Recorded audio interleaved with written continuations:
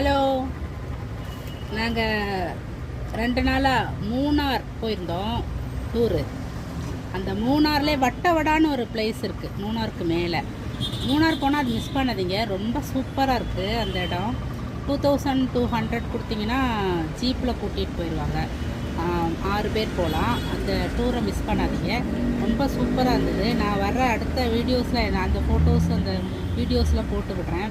அப்போ நான் கடையில் இருக்கும்போது நிறைய பேர் கேட்டாங்க, ஏன் கடையை அடிச்சுட்டு போகிறீங்க, பிஸ்னஸ் போகுமேனு.